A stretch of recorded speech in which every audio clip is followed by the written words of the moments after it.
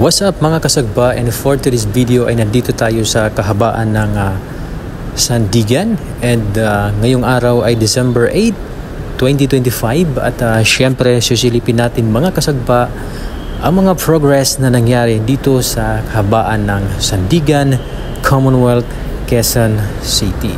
So mapapansin nyo mga kasagba is nandito tayo sa tulay na kung saan matatanaw natin dito ang view, lalong-lalo na dito sa may kahabaan ng Sandigan area. At syempre makikita natin po ang station ng MRT7 at syempre ang lupit nito mga kasagpa once kapag ito ay matapos, dahil magkakaroon na po tayo ng magandang transportasyon at syempre makakaiwas na din tayo sa matinding trapiko, lalong-lalo na sa rush hour. So unang-una mga kasagpa, pagdating ng pasukan ay talagang sa lapad ng daan ng Commonwealth Avenue, pero napupuno ito ng mga motorista, lahat ng mga nagtatrabaho na nanggaling pa sa iba't ibang lugar ay talagang sulit mga kasagpa, at talagang ito ay nagkakaroon ng matinding trafiko. So asahan natin ito mga kasagpa, at balang araw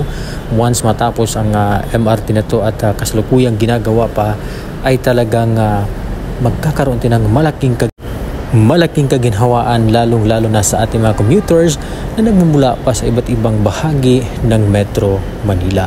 So sa ngayon, malawakan po ang ginagawang struktura ng ating pamahalaan, at sana po suportahan na lang po natin kung ano yung pwede pang maiambag or pwede pang idisenyo dito sa bansang Pilipinas, dahil po tayo ay mga Pilipino lang na handang magtulungan anumang oras.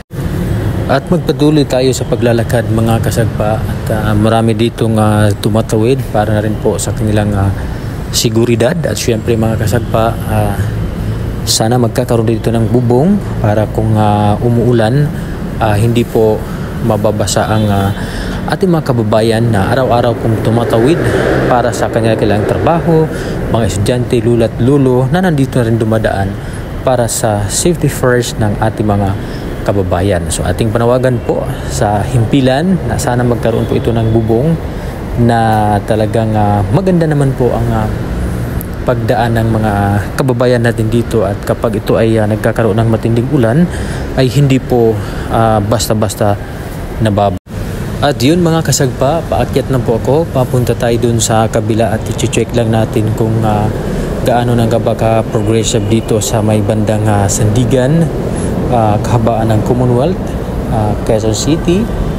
Talaga namang sulit dito mga kasagpa, at kakaiba talaga ang mga kaganapan or mga pagbabago dito sa Metro Manila. So lalong-lalo na sa iba't ibang lugar ngayon na tuloy-tuloy pa rin po ang kanilang pag-build up ng kanilang struktura. At asahan natin to mga kasagpa sa susunod na araw o sa susunod na taon, pag once ito ay matapos ay talagang malaking bagay po ito, lalong-lalo na sa ating transportasyon, at higit sa lahat yung mga taong araw-araw nagkukommute, na talagang malaking bagay po ito para sa ating mga taong nagtatrabaho dito sa Manila. Higit sa lahat, bawas-bawasan na rin po mga kasagpa ang matinding trafiko dito sa Metro Manila, at talagang sulit po ito.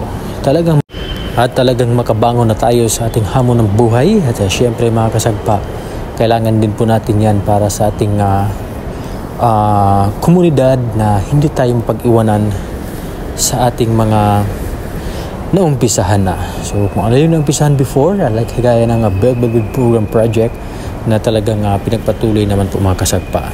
Maraming salamat. Hanggang dito na lang po. God bless.